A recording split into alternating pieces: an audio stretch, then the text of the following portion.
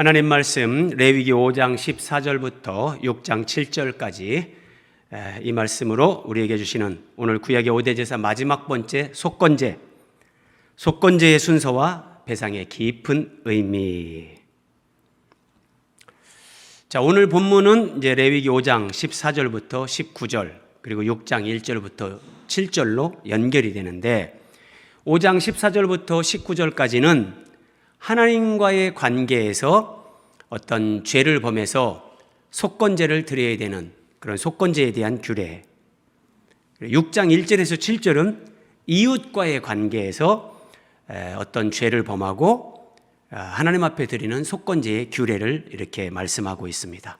그래서 이 속건제는 하나님과의 관계, 이웃과의 관계, 이 두 가지 관계 관점에서 우리에게 말씀을 주시는데 참 심오한 그런 메시지들이 담겨 있습니다. 자, 두 가지 크게 우리가 살펴보는데 먼저 대신 관계, 하나님과의 관계에서 발생한 범죄에 대한 속건제 한번 살펴봅니다. 자, 5장 15절입니다.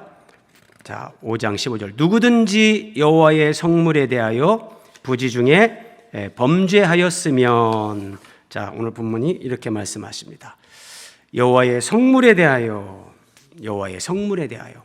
자, 여러분, 여호와의 성물에 대하여 부지 중에 범죄하였으면 하나님 앞에 속건제를 드리는데 순양을 떼 중에서 끌어다가 속건제로 드리라 이 말씀인데, 그러면 여호와의 성물이 무엇인가 우리가 성물을 알아봐야 되겠죠? 자, 기본적으로 출애굽기 13장 2절에서 하나님 이렇게 말씀하십니다. 이스라엘 자손 중에서 사람이나 짐승을 막론하고 태에서 처음 난 모든 것은 다 거룩히 구별하여 내게 돌리라. 거룩히 구별하여서 하나님 앞에 드려진 것, 이것을 여호와의 성물, 거룩한 예물, 거룩하게 구별되어져서 하나님 앞에 바쳐진 것, 이런 의미가 성물입니다. 성물. 근데 하나님은 태에서 처음 난 것, 사람이나 짐승, 어제 처음 난 것은 내 것이니 거룩하게 구별해서 내게 돌리라. 자, 이런 말씀을 하셨고요. 또 내 토지에서 처음 거둔 열매. 자, 하나님은 이스라엘 백성들이 가나안 땅에 들어가서 농사를 짓고 처음 거둔 열매, 그것도 가장 좋은 것을 하나님 앞에 드리라. 이렇게 말씀하시죠. 자, 이런 의미는 신약으로 오면 예수 그리스도께서 부활의 첫 열매가 되시죠. 그래서 하나님께서 하나님의 독생자 예수님을 사람으로 보내셔서 우리의 죄를 십자가에서 구속하시고 부활하심으로 우리를 이제 구원하시고 우리로 하여금 예수 그리스도 안에서 정말 하나님의 자녀답게 살아가는 그 구원의 은혜를 베풀어 주실 것. 그래서 이 부활의 첫 열매가 되시는 예수 그리스도, 이것을 우리에게 깨닫게 하기 위해서 처음 거둔 열매, 하나님이 이런 것을 가져와라 이렇게 말씀하시는 거예요. 자, 그리고 레위기 27장에 보면 모든 소나 양의 11조는, 그러니까 어떤 이런 가축의 11조, 또 이렇게 수입의 11조, 하나님이 11조를 말씀하세요. 11조는 목자의 지팡이 아래로 통과하는 것에 10번째 것마다 여호와의 성물이 되리라. 그러니까 하나님 앞에 마땅히 드려야 될 11조, 이런 것도 여호와의 성물, 하나님 앞에 성물이 된다. 그러니까 성물에 대한 범죄는 두 가지로 이렇게 요약을 할 수 있습니다.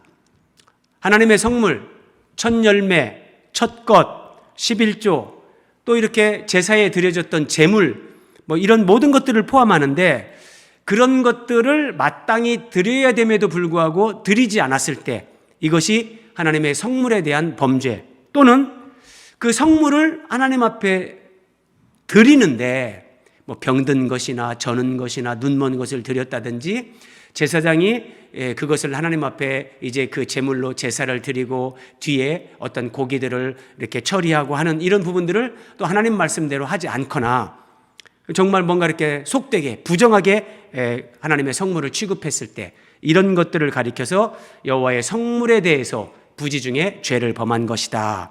하나님이 이렇게 말씀하시는 겁니다. 자, 쉬운 성경으로 15절을 봅니다. 누구든지 실수로 여호와의 성물을 잘못 다루는 죄를 지으면, 그렇죠? 하나님 앞에 마땅히 드려야 될 것, 하나님이 구별하신 것, 그걸 드리지 않아도 성물에 대해서 범죄하는 거고, 이렇게 드려진 것을 잘못 다루는 것, 그것도 하나님 앞에 죄가 될 수 있다, 죄가 된다. 뭐 오늘날 우리에게 쉽게 적용하면 이렇죠. 자, 하나님이 우리에게 재물을 주셨는데 이 재물이 하나님으로부터 왔습니다. 모든 것이 하나님의 것입니다. 우리가 이것을 인정하고 고백하는 그 신앙 고백으로 11조를 드립니다. 근데 그 11조를 드리지 않는 것도 성물을 범하는 것이 되지만 나머지 10의 9를 내가 내 마음대로 막 사용하거나 그리고 정말 하나님이 기뻐하지 않는 부분에 그 재물을 잘못 사용하거나 그런 의미예요. 여호와의 성물을 잘못 다루는 죄를 지으면 그 사람은 흠없는 순양 한 마리를 여호와께 바쳐서 허물을 씻는 제물인 속건 제물로 삼아라. 자, 속건제라고 할 때 한자를 보면 이렇습니다. 속죄할 속, 그리고 허물건. 자, 사람들의 어떤 허물에 대해서 그것을 속죄하는 제사, 이게 속건제예요. 속건제. 그러니까 허물을 씻는 제물인 속건제물로 하나님 앞에 속건제를 드려서 성물에 대한 너희의 죄를 사함받아라. 하나님 이렇게 말씀하시는 거예요. 그래서 영어로 보면 트레스패스 이러는데 이게 이제 뭐라고 하나님의 어떤 그런 그 영역 침범, 하나님의 어떤 주권 침해 뭐 이런 것들을 얘기하는 거예요. 그러니까 마땅히 하나님 앞에 돌려져야 될 영광, 존중되어져야 될 하나님의 어떤 주권 뭐 이런 것들을 인간이 침해하고 하나님의 영광을 가로채거나 뭐 이런 부분도 이런 넓은 의미에서 하나님의 성물을 잘못 다루는 죄, 그래서 속건제를 드려야 되는 이제 그런 내용에 포함이 되는 건데, 자 16절 봅니다. 성물에 대한 잘못을 보상하되, 하나님의 성물에 대해서 죄를 범했을 때 거기에 대해서 보상을 해야 돼요. 그것에 5분의 1을 더하여, 자 20%를 더하는 거예요. 5분의 1을 더하여 제사장에게 줄 것이요. 그걸 제사장에게 주라. 제사장이 그것을 속건제의 순양으로 그를 위하여 속죄한 즉 그가 사함을 받으리라. 5분의 1을 더한다. 매우 중요한 의미가 있습니다. 자, 오늘 여러분 말씀의 제목이 뭔지 기억하십니까? 속건제의 순서와 배상의 깊은 의미, 지금 순서를 제가 말씀드립니다. 하나님과의 관계에서 성물로 말미암아 죄를 범했을 때, 대신 관계에서 성물로 범죄했을 때 첫 번째 하나님 앞에 속건제를 드리는 순서는, 자 여러분 15절에서는 순양을 가져다가 이제 속건제 제사를 드렸어요. 하나님 앞에 순양으로 먼저 제사를 드리고, 그리고 또 보세요. 두 번째 16절, 성물에 대한 잘못을 보상하되 5분의 1을 더하여 제사장에게 줄 것이요. 하나님과의 관계에서 속건제를 드리는 순서는 먼저 순양으로 하나님 앞에 속건제 제사를 드립니다. 오늘날로 얘기하면 예배를 먼저 드리는 거예요. 자, 그리고 나서 성물을 범한 것에 대한 손해배상, 이것을 하는데 20%를 더해서 제사장에게 줘야 된다. 그러면 죄사함을 받는다. 하나님이 이렇게 말씀하십니다. 뭐 여기까지 여러분들이 들으시면 이게 도대체 무슨 말씀인가? 하나님이 왜 이런 말씀을 하시는가? 의아할 수 있는데 조금만 더 들으시면 놀라운 정말 그런 감격적인 하나님의 메시지가 여기에 담겨 있어요. 자, 속건제는 일종의 손해배상, 손해배상에 해당하는 제사다.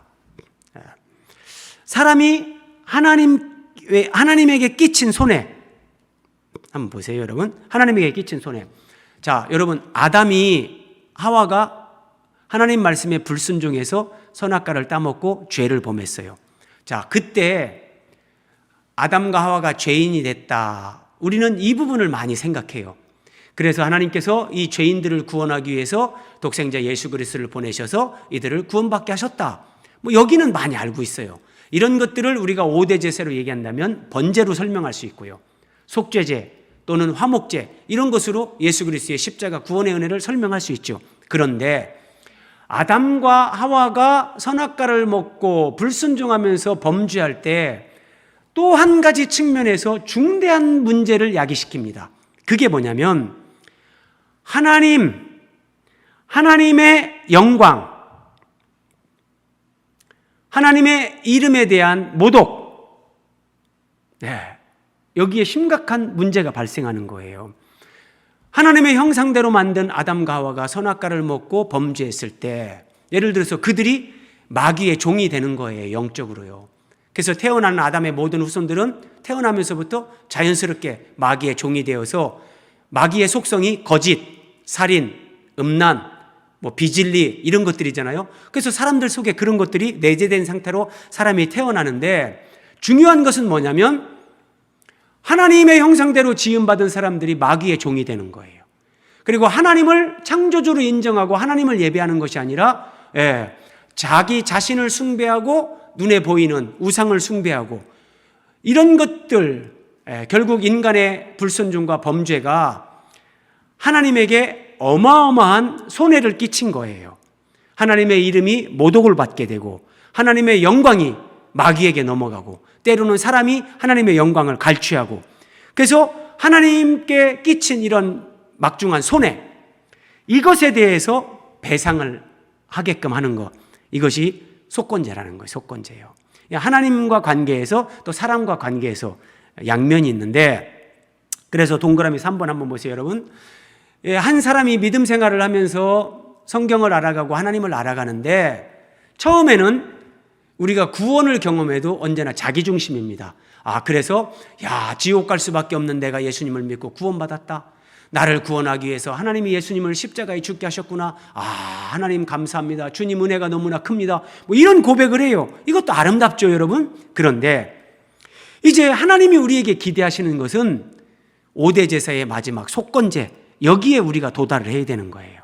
그래서 우리가 이제 번제로 시작해서 예수 그리스도의 순결한 삶, 어떤 그 성결한 성품, 소제로 연결이 돼서 속죄제로, 이제 화목제로, 속죄제로, 이제 속건제로 오는데, 신앙이 성숙할수록 성경을 더 깊이 알아가고 하나님을 알아갈수록 이제 속건제, 한번 동그라미 4번 보세요.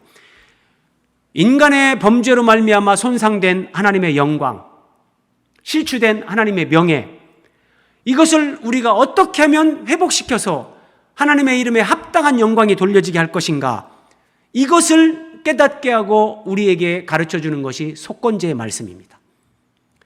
그래서 정말 하나님의 영광을 위하는 사람들, 내가 구원받은 것으로 만족하는 것이 아니라 정말 하나님의 이름에 합당하게 영광이 돌려지고 실추된 하나님의 명예, 이것을 회복시키고자 하는, 여기에 관심이 있고 초점을 갖는 사람들, 그들에게 이 속건제의 말씀은 엄청난 도전으로, 감격으로 하나님이 다가오게 그런 은혜를 주시는 거예요.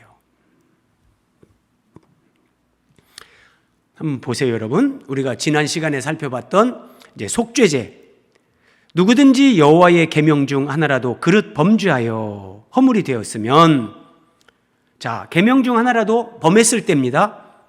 자, 그럼 오늘 말씀 보세요. 누구든지 여호와의 계명 중 하나를 부지 중에 범하여도, 자, 레위기 4장 말씀과 지금 레위기 5장 17절 이 말씀이 똑같아요. 여호와의 계명 중 누구든지 부지 중에 그릇 범죄하였을 경우에요. 자, 이때 4장에서는 어떤 제사를 드리라고 하냐? 흠없는 숫송아지로 속죄 제물을 여호와께 드려라. 속죄 제물, 죄를 속하는, 속죄함을 받는 그 제사를 흠없는 숫송아지로 하나님 앞에 드려라. 그래서 속죄함을 받는, 우리가 구원받는, 여기에 초점이 있는 거예요. 그런데 오늘 레위기 5장 보세요. 만일 누구든지 여호와의 계명 중 하나를 부지 중에 범하여도 허물이라. 그 사람은 흠없는 순양을 속건제물로 제사장에게로 가져가라. 똑같이 여호와의 계명 중 하나를 부지 중에 범했어요. 본의 아니게 자기도 잘 알지 못하는 상황에서 하나님 말씀을 범했다는 거예요. 근데 4장에서는 속죄제물, 속죄제를 드려라. 우리의 죄를 속죄함 받는 그런 제물로 흠없는 숫송아지를 드리고, 5장에서는 속건제, 흠없는 순양으로 속건제를 드려라. 이게 무슨 말이냐면, 앞에서 제가 설명을 드렸는데, 한 사람이 죄를 지을 때 두 가지 측면의 문제가 발생한다는 거예요. 예. 아담이 범죄했을 때, 우리가 또 범죄할 때, 첫째는 하나님 앞에서 내가 죄인이 되는 거예요. 예. 그래서 이거는 속죄 제물이 필요한 거고, 또 하나 아담이 범죄했을 때, 인간이 범죄할 때 하나님의 영광이 실추되는 거예요. 하나님의 명예가 땅에 떨어지는 거예요. 그래서 이 부분에 대해서 하나님의 명예와 영광, 하나님의 이름에 합당한 영광이 돌려지게 하기 위해서 손해배상을 해야 되는데, 이것을 속건제, 아담의 범죄로 말미암아 인간이 죄를 지을 때마다 이 두 가지가 발생한다는 거예요. 자, 제가 한 사례로 여러분들에게 한번 쉽게 설명을 드려보겠습니다. 이 죄의 문제만 발생하는 것이 아니라 하나님의 이름을 욕되게 하고 하나님에게 정말 그런 큰 손해를 끼친다. 이 두 가지 의미를 다윗의 사례로 한번 설명을 드려보겠습니다. 다윗이 낮잠을 자고 일어나서 왕궁에서 산책을 하다가 목욕하는 여인을 봅니다. 그리고 신하를 시켜서 저 여인이 누구냐 데려오라. 그리고 그 여인과 동침을 합니다. 이 여인은 지금 다윗을 위해서 전쟁터에 나가서 전쟁을 하고 있는 우리아라는 다윗의 신실한 장수, 그 장수의 아내였습니다. 그런데 다윗이 육체의 욕망을 이기지 못하고 그 여인을 불러서 임금의 지위와 힘을 이용해서 이 여인과 동침을 했습니다. 하나님 앞에 큰 죄를 짓는 거죠. 그런데 이 여인이 임신을 했습니다. 이 여인이 임신을 한 것을 알고 사람을 왕에게 보내서 제가 임신을 했습니다. 어떻게 하면 좋습니까? 그때 다윗이 잔꾀를 부립니다. 전장터에 있는 이 밧세바의 남편 우리아를 부릅니다. 그리고 전쟁터 상황이 어떻냐 이런저런 얘기를 물은 다음에 우리아에게 네가 정말 수고가 많다. 오늘 밤은 집으로 가서 네 아내와 하룻밤 쉬고 그리고 이제 전장터에 가면 좋겠다. 그런데 이 우리아가 얼마나 정말 신실하고 충성스러운 사람인지 왕이 자기 집에 가서 가정에서 하룻밤을 푹 쉬라고 하는데도 내 동료들이, 내 부하들이 전장터에서 정말 목숨을 걸고 싸우고 있는데 어찌 내가 내 집에 들어가서 아내와 함께 그렇게 쉼을 가질 수 있는가? 그럴 수 없다. 아내와 그런 시간을 갖지 않는 겁니다. 대단한 사람이죠. 몇 번을 권면을 해도 말을 안 들으니까 다윗이 자기의 죄를 이렇게 완전 범죄로 만들기 위해서 이제 이 남편을 죽이는 일을 합니다. 우리아가 전쟁터로 돌아갈 때 편지를 써서 우리아 손에 보내서 자, 요압 장군에게 보내는 거예요. 자, 우리아가 도착하면 전쟁을 할 때 우리아를 맨 앞에 세워서 전쟁터에서 죽게 만들어라. 이런 편지를 우리아의 손에 보내는 거예요. 이거 얼마나 악합니까, 여러분? 그렇죠? 매우 악한 거죠. 그래서 정말 우리아는 아무것도 모르고 그 편지를 들고 갔다가 그렇게 돼서 전쟁터에서 죽었습니다. 전사를 했어요. 자, 그런데 하나님이 다 아시죠? 하나님께서 나단 선지자를 보내서 다윗을 책망합니다.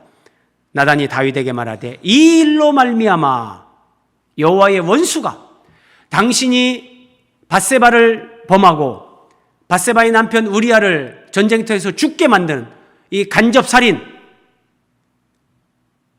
이런 성범죄와 살인죄에 대해서 이 일로 말미암아 여호와의 원수, 사탄 마귀를 가리키죠. 여호와의 원수가 크게 비방할 거리를 얻게 했다. 자, 여러분, 이게 중요한 거예요. 다윗이 죄를 졌지만 다윗 한 사람이 죄를 범하는 것으로 끝나는 것이 아니라 다윗은 이스라엘의 왕이잖아요. 하나님이 기름 부어 세웠잖아요. 다윗의 범죄로 말미암아 여호와의 원수 사탄 마귀로부터 하나님 앞에 비방할 거리를 얻게 했다. 하나님이 택하시고 기름 부어 세운 저 다윗을 보십시오.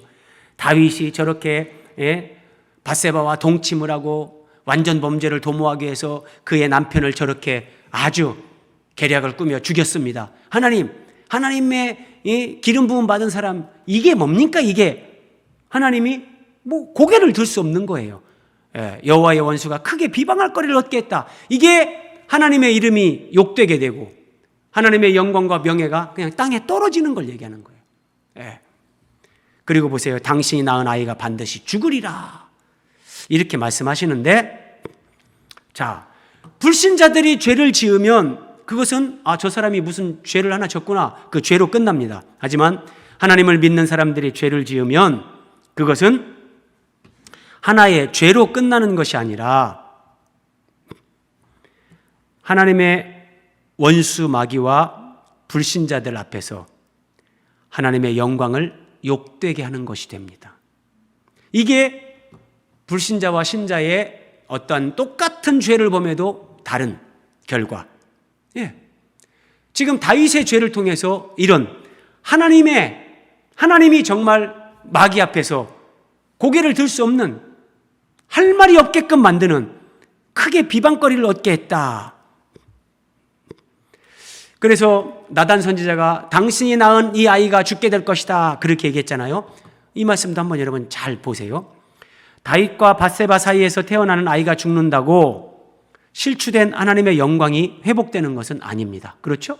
뭐 아이가 죽는다고 하나님 이름에 영광이 돌려지는 건 아니에요. 그러면 왜 이 아이가 죽는다고 하냐? 우리가 깊이 생각하지 않고 보면 다윗이 범죄했으니까 그 죄에 대한 징벌 아닙니까? 그런 측면도 있겠지만 하나님은 더 깊은 부분을 말씀하세요. 동그라미 2번. 하나님은 다윗이 낳은 아들이 죽는 걸 통해서 다윗의 자손으로 오시는 예수 그리스도의 죽음을 계시하는 겁니다. 그래서 하나님의 아들이 다윗의 자손으로 이 땅에 오셔서 세상 죄를 지고 대신 죽으시고 부활하심으로 그 예수 그리스도를 통해서 구원받고 하나님의 자녀가 된 사람들이 이제 예수 그리스도의 그 부활의 생명과 능력으로 죄를 이기고 욕심을 이기고 눈에 보이는 세상의 가치 기준을 이기고 자기 자신을 이기고 사탄을 이기는 사람들이 되는 거예요. 이때 비로소 하나님의 이름에 합당한 영광이 돌려지고 땅에 떨어진 하나님의 명예가 회복이 되는 거예요. 그래서 다윗에게 당신이 낳은 아이가 죽을 것이다, 이 말씀 속에는 이런 예수 그리스도의 죽음을 통해서 우리를 구원하시고 하나님 앞에 합당한 영광이 돌려지게끔 하나님이 이 일을 하실 것이다, 이런 예수 그리스도의 복음이 여기에 함의되어 있다. 성경은 참 깊죠. 자, 이것을 제가 그냥 제 상상으로 얘기하는 게 아니라 이사야 53장, 예수님에 대한 놀라운 예언의 말씀이 기록된 이사야 53장 한번 보십시오. 여호와께서 그에게, 예수님을 얘기하는 겁니다, 상함을 받게 하시기를 원하사 질고를 당하게 하셨은즉, 우리를 위해서 채찍 맞으시고 십자가에 몸짓고 피 흘려 죽으시는 거예요. 그리고 그의 영혼을 속건제물로 드리기에 이르면, 여러분 여기 보세요. 그의 영혼을 속건제물로 드린다. 예수님은 십자가에서 우리의 구원을 위해 첫 번째 하나님 앞에 번제 제물로 죽기까지 복종하면서 하나님 앞에 온전히 그렇게 드려진 번제 제물이시고, 그 예수님은 살아계실 때 삶으로 정말 우리의 모든 것을 또 그렇게 우리에게 본이 되시고 하나님 앞에 산제사를 드리는 그런 걸 보여주신 게 소제였고, 그리고 이제 그 예수 그리스도께서 하나님과 죄인들을 화목하게 하시기 위해서 십자가에서 화목제물로 죽으신 것이 화목제의 성취였고, 속죄제, 이 죄인들의 죄를 사함받게 하기 위해서 예수님이 속죄제물로 죽으셨어요. 그런데 많은 그리스도인들이 이 말씀을 바르게 깊이 있게 이해를 못합니다. 예수님이 속죄제물로 드려졌다, 화목제물로 드려졌다, 번제제물로 드려졌다, 이것은 알고 있는데, 다시 보세요. 그의 영혼을 속건제물로 드리기에 이르면, 예수님은 십자가에서 죽으실 때 속죄제물, 화목제물, 번제제물만이 아니라 속건제물로 예수님이 드려졌다는 거예요. 이 속건제물로 드려지면서 예수 그리스도를 통해서 하나님의 실추된 명예, 땅에 떨어진 하나님의 영광, 하나님의 이름에 돌려진 그 욕, 이런 것들을 회복시키면서 하나님의 이름에 합당한 영광이 돌려지게끔 예수님 자신의 영혼을 속건제물로 드렸다. 그래서 속건제물로 드리기에 이르면 그가 씨를 보게 되면 씨를 보게 된다. 예수님이 십자가에서 그렇게 속죄제물로 속건제물로 자신을 드림으로 말미암아 이제 예수 그리스도를 믿고 구원받는 자들, 그들을 여기서 씨라고 하는 거예요. 구원받아서 마치 하늘의 별이 땅에 떨어져 죽고 이게 싹을 틔면서 그 씨가 새싹을 내면서 나오는 것처럼 이제 그 예수님을 믿고 구원받는 자들이 많아지면서 그들이 하나님 앞에 이렇게 속건제물로 하나님의 영광을 위해 살아가는 자들로 된다. 놀라운 말씀이에요. 이사야 53장 10절. 예수님은 그의 영혼을 속건제물로 드리셨다. 자, 여기서 깊은 거 한 가지 더 우리가 적용을 해보겠습니다. 누구든지 여호와의 성물에 대하여 부지 중에 범죄하였으면 그럽니다. 그러면 구약적인 개념으로 여호와의 성물이 뭔지, 11조라든지 제사에 드려지는 제물이라든지 처음 열매라든지 처음 난자라든지 제가 설명을 드렸습니다. 자, 그렇다면 우리가 살아가는 이 시대 오늘날의 여호와의 성물은 무엇일까요? 우리가 첫 열매 열었다고 꼭 첫 열매 따다가 우리가 하나님 앞에 드리고 이런 거 안 하잖아요. 그러면 오늘날의 여호와의 성물은 무엇인가? 자, 예수 믿는 우리가 하나님의 성전입니다. 우리가 하나님의 성전이라는 것은 예수 믿는 사람들이 다 각기 하나님 앞에 거룩한 제사장, 우리가 여호와께 구별된 성물이라는 거예요. 그래서 성물에 대하여 부지 중에 범죄하였으면 이것을 오늘날 우리에게 적용하면 내가 믿음 생활하면서 옆에 있는 지체, 거룩한 하나님의 자녀인 이 지체에게 나도 모르게 본의 아니게 내가 잘못해서 이 사람에게 상처를 줬거나 정말 이 사람이 심각하게 내가 교회 다니지 말까 이런 고민까지 하게 만들었을 경우, 그리고 우리가 가정에서도 부모가 자녀에게 또 배우자끼리 다 믿음 생활할 때 하나님의 자녀들인데 이게 성물이에요. 그런데 자, 내가 교회 지체들에게 본의 아니지만 큰 상처를 주고 뭘 잘못했어요. 그럴 때 속건제를 드려야 된다는 거예요. 그럼 속건제를 어떻게 드리냐? 그 지체에게 사과를 하고 내가 미안합니다, 잘못했습니다, 용서를 빌죠. 그런데 그것으로 끝나는 것이 아니라 거기에다가 5분의 1을 더해야 된다. 5분의 1을 더하여 제사장에게 줄 것이요, 하나님 앞에 드리는 건데 이것이 어떻게 적용되는가 보세요. 5분의 1을 더한다는 거, 내가 교회 지체, 어떤 지체에게 내가 본의 아니게 정말 상처를 주고 잘못했어요. 그랬을 때 내가 5분의 1을 더해서 속건 제사를 하나님 앞에 드린다는 것은 그 지체의 상처, 그 지체가 받은 어떤 그런 마음의 아픔, 이런 것들을 내가 최선을 다해서 다 풀어주는 거예요. 자, 한번 동그라미 4번 보세요. 배우자를 우리가 이렇게 적용하면 더 쉬울 거예요. 자, 남편이 아내에게 많은 상처를 줬어요. 오랫동안 많은 상처를 줬어요. 근데 남편이 어느 날 예수님을 믿고 은혜를 받았어요. 그리고 아내에게 네, 정말 당신에게 미안하오. 오랫동안 믿음 생활하는 남편인데도 불구하고 아내한테 반복적으로 습관적으로 상처를 줍니다. 그런데 어느 날 예배에 참석했다가 은혜를 받고 깨달음이 왔어요. 여보, 내가 정말 잘못했어, 미안하오, 저 사과했어요. 그러면 이게 그 상처투성이인 아내의 마음이 그 사과 한마디로 다 회복이 되냐는 거예요. 안 됩니다. 그래서 거기에 20%를 얹어서 그 아내에게 내가 사과를 하고 용서를 빌었지만 그 아내의 마음이 다 온전히 풀어지기까지, 내 남편이 정말 나한테 미안하다고 하고 정말 저렇게 용서를 비는구나, 내 남편의 진심이 느껴지고 이제 남편의 그 진심을 느끼면서 아내의 마음이 다 풀어지고 회복되게끔 그렇게 해주는 거, 이것이 20%를 얹어서 속건제를 드리는 거예요. 이게 속건제 정신. 내가 실컷 잘못해놓고 미안합니다 한마디 했어요? 그게 끝이 아니라니까요. 거기다 20%를 더해야 그게 속건제란 말이에요. 속건제. 자, 이게 왜 중요한가? 이제 대인관계에서 살펴봅니다. 자, 대신관계, 하나님과의 관계에서 발생한 범죄에 대한 속건제를 살펴봤고, 이제 대인관계에서 발생한 범죄에 대한 속건제를 레위기 6장에서 하나님이 말씀하십니다. 누구든지 여호와께 신실하지 못하여 범죄하되 곧 이웃이 맡긴 물건이나 전당물을 속이거나 도둑질하거나 착취하고도 그 사실을 부인하거나 남의 잃은 물건을 줍고도 사실을 부인하여 거짓 맹세하는 등 사람이 이 모든 일 중에 하나라도 행하여 범죄하면 이웃 사람이 잠깐 맡긴 물건을 내가 언제 먹겠는데 안 주는 거예요.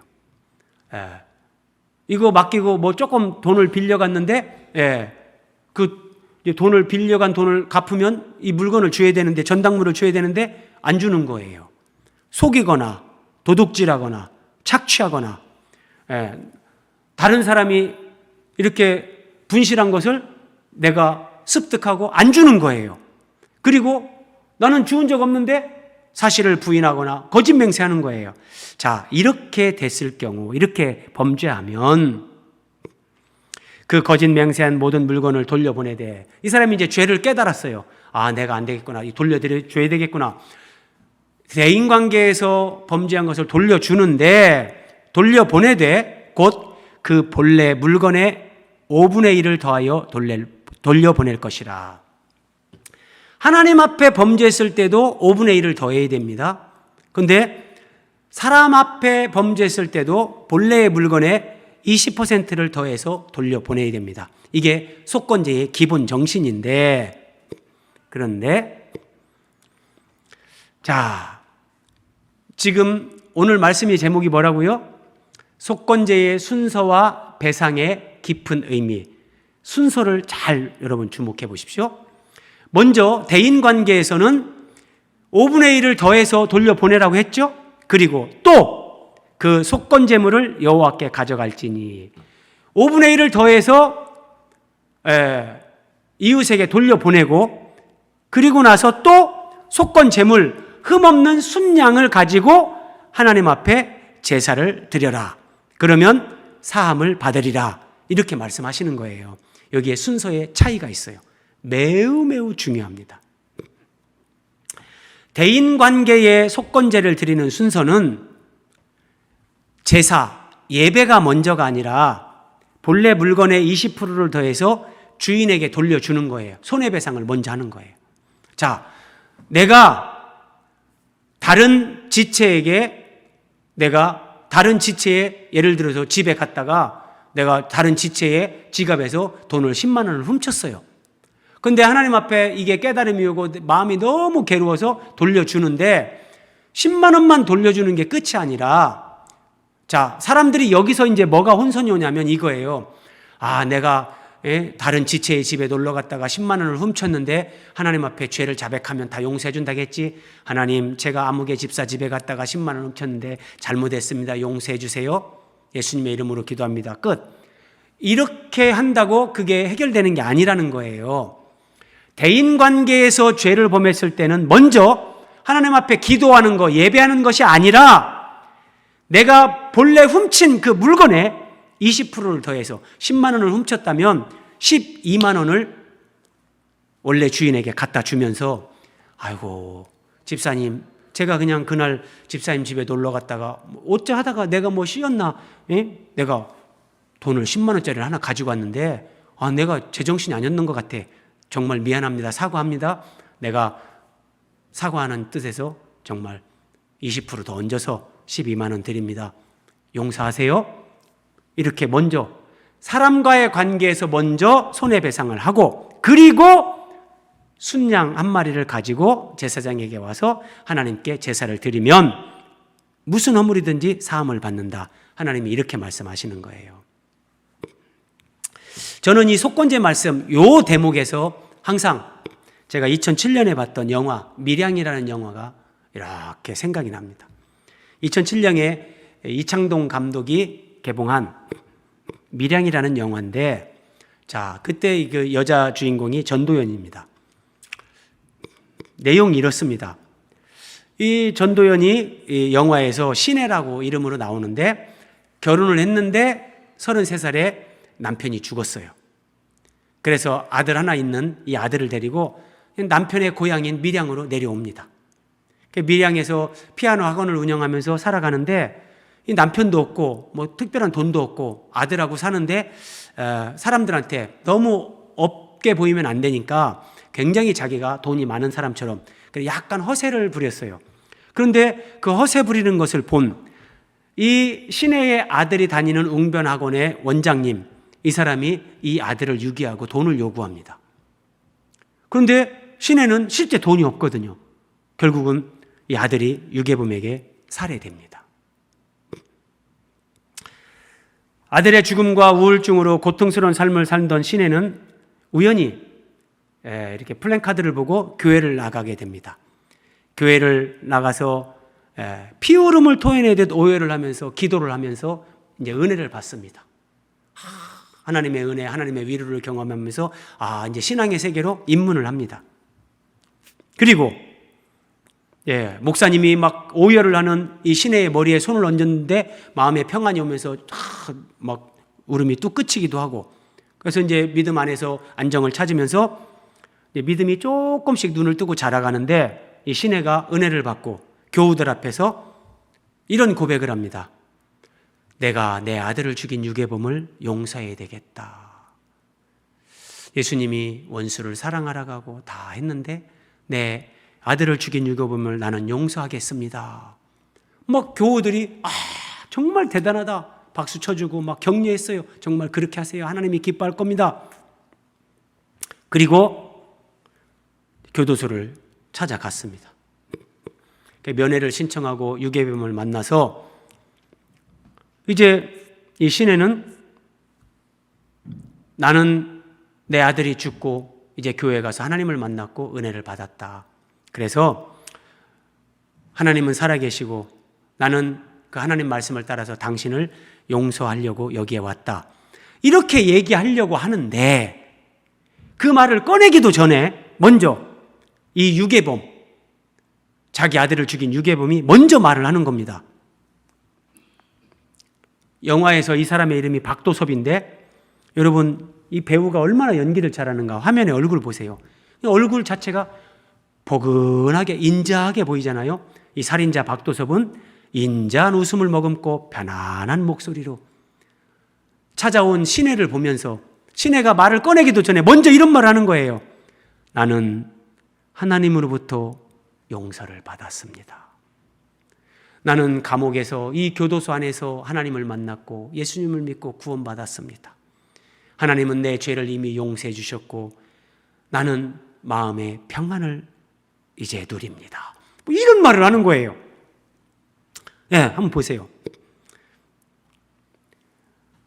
얼마나 감사한 일입니까? 하나님이 죄 많은 놈한테 손 내밀어 지은 죄를 회개하고 용서해 주셨습니다. 눈물로 회개하고 용서받았습니다. 그리고 마음의 평안을 얻었습니다. 얼마나 감사한지 모릅니다.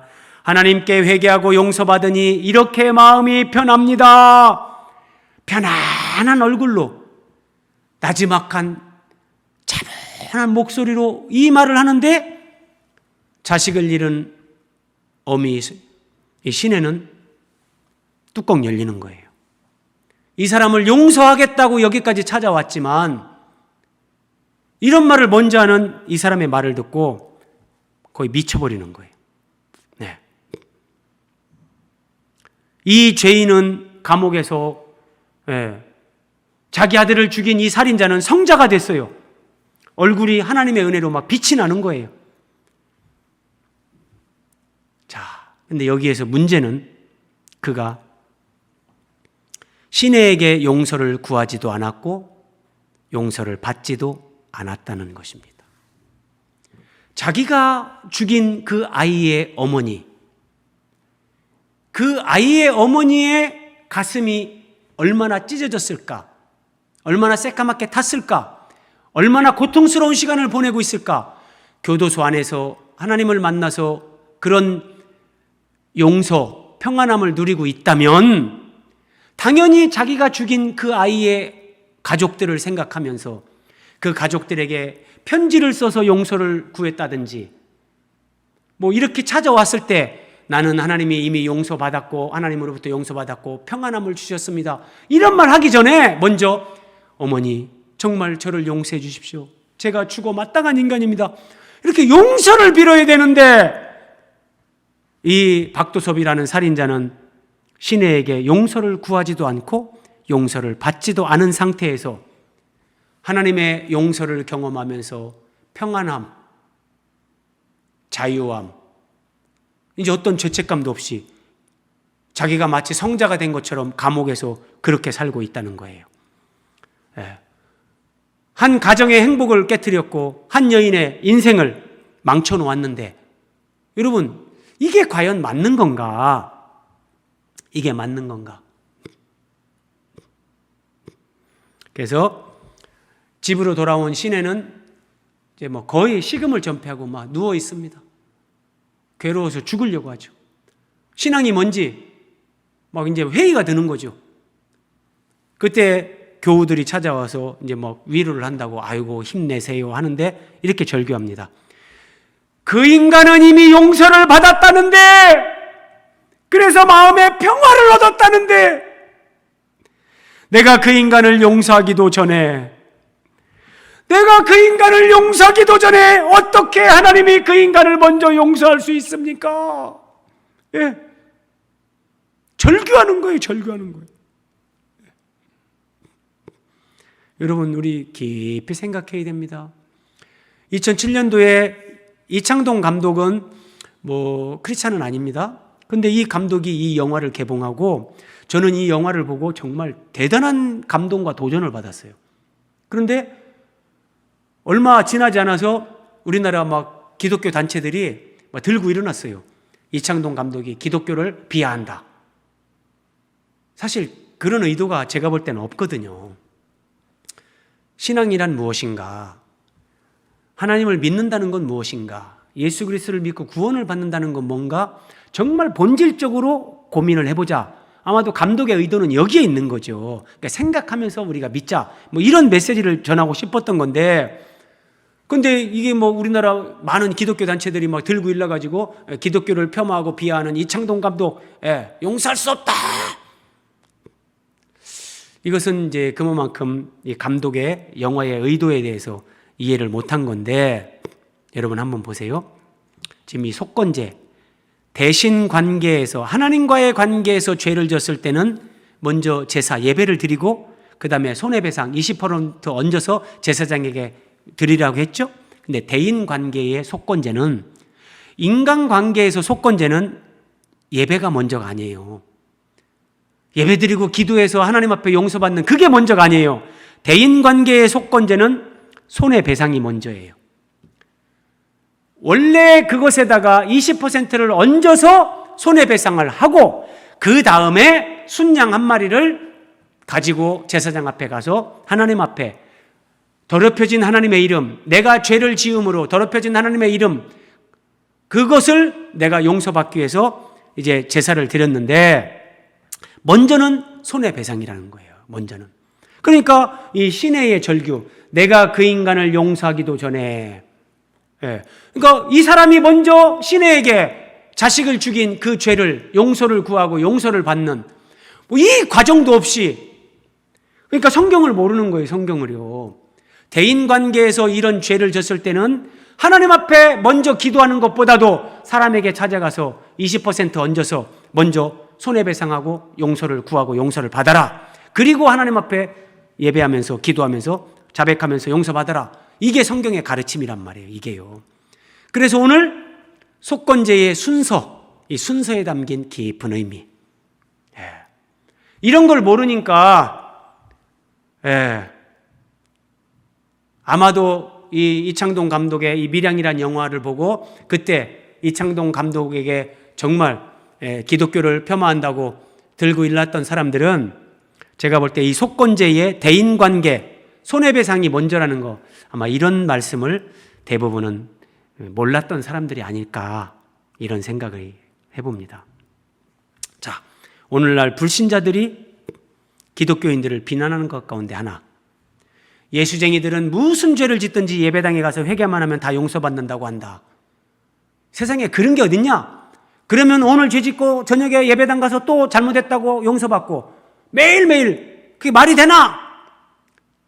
기독교인들은 니들이 그러든 말든 우리 하나님은 내가 아침에 죄 졌어도 저녁에 예배당 가서 잘못했다고 기도하면 용서해 준다. 왜? 속으로 그럴 수도 있어요.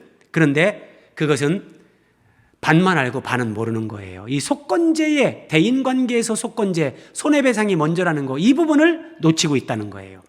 자, 하나님이 우리 죄를 용서해 주시죠. 그러나 죄에 대한 통렬한 반성도 없고 자기 책임을 다하지도 않는다는 것. 내가 사람들 앞에 죄를 져놓고 예배당에 와서 하나님 잘못했습니다. 용서해 주십시오. 나는 자백했으니까 용서받았다. 속죄제에서는 자백하면 용서받죠. 하나님과의 관계에서는 자백하면 용서받아요. 그런데 대인관계에서 내가 사람에게 죄를 짓고 사람에게 손해를 끼치고 잘못했을 때는 그 사람에게 20%를 얹어서 손해배상을 하고 하나님 앞에 자백함으로 용서를 받는다니까요. 성경의 가르침이 이거예요. 그러니까 이걸 모르고 사람에게 죄를 짓고 사람에게 손해를 끼치고도 하나님 앞에 내가 자백했다고 용서받았다고 자기 착각하면서 사람들이 뭐라고 하든 말든 나는 괜찮다. 이런 식으로 하니까 예수쟁이들이 무슨 죄를 짓든지 예배당에 가서 회개만 하면 용서받는다고 이런 식으로 예수쟁이들이 말한다. 이렇게 비난을 받는 거예요. 그러니까 우리 예수 믿는 사람들이 성경을 바르게 알고 성경대로 살면 이런 비난 안 받습니다. 그래서 기독교인들은 한마디로 몰상식하다. 도덕성과 윤리성이 결여되어 있다. 이런 비난을 받는데 이것은 많은 그리스도인들이 속건제를 바르게 알지 못하고 있다는 반증. 예수님을 믿고 죄사함의 은혜를 누리고 믿음으로 살아간다고 하지만 믿음 생활을 성경대로 하고 있지 않다는 반증입니다. 그래서 우리가 성경을 깊이 있게 바르게 알아야 되는 거예요. 이런 속건제 대인관계에서 손해배상이 먼저라는 거, 이런 것들을 안다면 물론 밀양에 나온 그 박도섭 살인자처럼 살인자도 회개하면 용서받죠. 용서받지만 내가 그런 죄를 저질러서 그 가족들이 얼마나 고통 가운데 살까? 통렬한 회개와 자기 반성, 그분들에 대한 20% 손해배상 더 얹어서 그 사람들의 마음이 다 이렇게 풀어질 때까지 그렇게 하는 게 옳은 자세라는 거예요. 옳은 자세. 하나만 더 생각해 봅니다. 이런 속건제에는 결단이 요구됩니다. 결단. 자, 5대 제사 가운데 번제, 소제, 화목제, 속제제 4가지 제사는 그냥 하나님 앞에 제물만 소가 됐든지 송아지가 됐든지 양이 됐든지 염소가 됐든지 제물만 가지고 가서 제물로 제사를 드리면 돼요. 그런데 속건제는 5분의 1을 더해서 원래 주인에게 돌려보내야 됩니다. 5분의 1을 더해서. 그래서 이게 어려운 거예요. 여러분 생각해 보세요. 자, 여러분들이 1,000만 원을 빌렸어요. 누군가에게 1억 원을 이렇게 손해를 입혔어요. 1억 2천만 원을 보상해야 되는 거예요. 자, 지금 1억 원 갚을 돈도 없는데 1억 2천만 원 보상하는 거 쉽지 않아요. 쉽지 않아요. 제가 예전에 어디서 본 내용인데 어떤 분이 정말 부도를 내고 도망자의 삶을 삽니다. 그래서 숨어서 삽니다. 이름도 막 자기 이름을 감추고 숨어 사는데 교회를 갔어요. 하나님을 만났어요. 은혜를 받았어요. 그런데 이 속건제 말씀을 듣다가 찔리는 거예요. 내가 부도를 내고 진짜 돈 빌려준 사람들한테 돈을 못 갚고 이렇게 숨어 살고 있는데 지금 갚을 형편은 도저히 안 되는데 어떻게 해야 되는가? 목사님한테 상담을 했습니다. 목사님, 제 마음이 너무 괴로운데 이럴 때는 어떻게 해야 됩니까? 그 목사님이 아주 훌륭하신 분입니다. 이렇게 권면을 한 거예요. 돈을 빌려준 사람들을 찾아가십시오. 그 사람들이 경찰서로 끌고 가든지 어떻게 하든지 그걸 두려워하지 말고 돈을 빌려준 사람들한테 찾아가서 용서를 구하십시오. 그리고 지금은 내가 돈이 없지만 내가 최선을 다해서 노력해서 돈을 모아서 모아지는 대로 갚겠다고 약속을 하고 그렇게 하십시오. 그리고 이분이 진짜 목사님 말씀을 듣고 그 채권자들을 찾아가서 얘기를 하는데 놀라운 경험을 하는 거예요. 당장 경찰서로 끌고 갔었던 이 사람들이 당신이 이렇게 찾아와서 그렇게 진실되게 얘기하는 거 보니까 당신의 진심이 느껴진다. 그리고 당신이 열심히 일해서 정말 갚겠구나 믿음이 생긴다. 당신이 그렇게 할 때까지 기다려주겠다. 채권자들이 다 이러는 거예요. 네. 하나님이 이 은혜를 베푸는 거예요. 그래서 속건제의 말씀을 따라서 우리가 그렇게 살려고 할 때는 이런 결단이 필요한 거예요. 결단이. 한번 보세요. 세례 요한이 막 말씀을 전할 때 세례를 받으러 많은 사람들이 나왔습니다. 그때 무리들을 향해서 세례 요한이 독사의 자식들아, 독서를 퍼붓습니다. 이 독사의 자식들아, 누가 너에게 일러 장차 올 진노를 피하라 하더냐. 그러므로 회개에 합당한 열매를 맺고, 여러분 여기 중요한 거, 회개에 합당한 열매. 이 시대의 이 구원론, 이 시대는 회개만 하면 우리는 다 용서받는다. 말은 맞는데, 자, 성경은 너희들의 회개가 진정한 회개라면 그 회개에 합당한 열매를 맺어야 된다 그래요. 회개에 합당한 열매를 맺고 속으로 아브라함이 우리 조상이라 말하지 말라. 세례 요한이 이렇게 말하는 거예요. 자, 제가 가로 속에 써놨죠?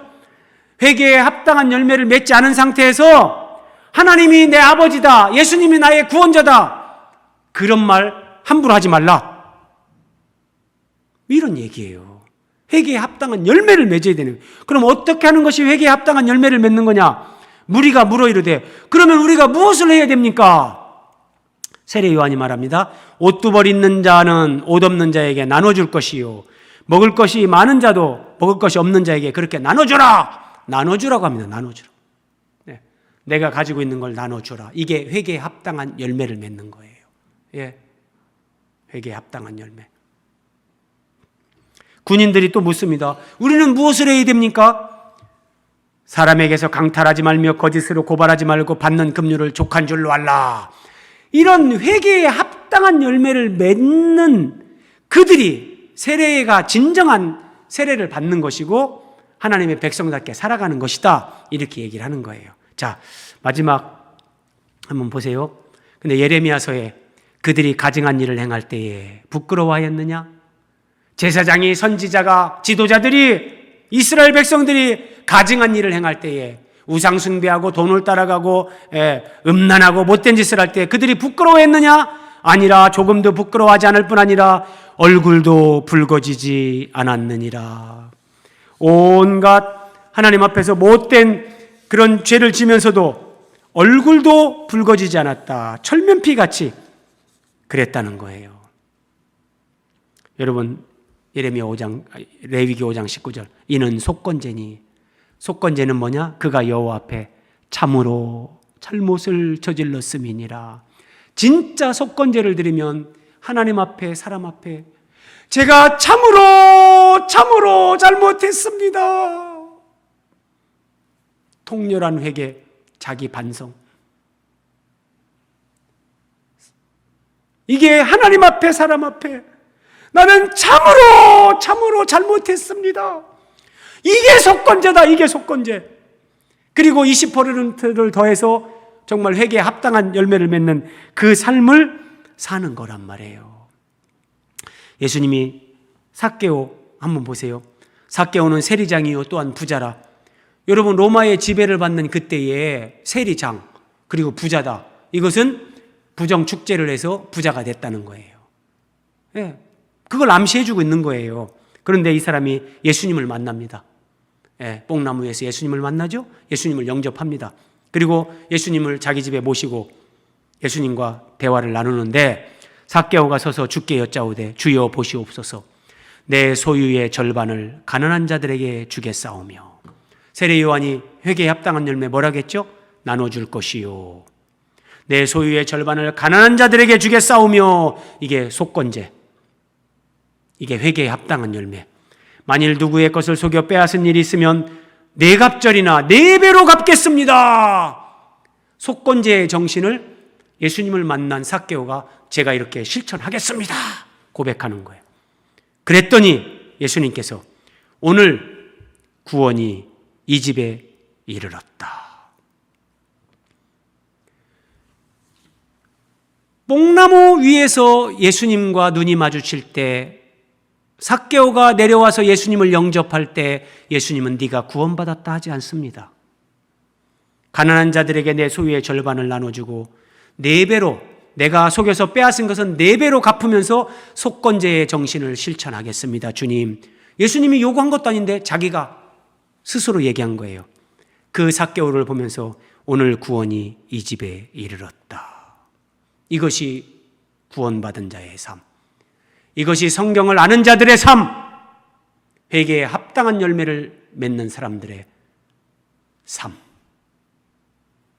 그래서 5대 제사의 마지막 속건제는 우리에게 이런 도전을 주는 겁니다. 우리 기도하겠습니다.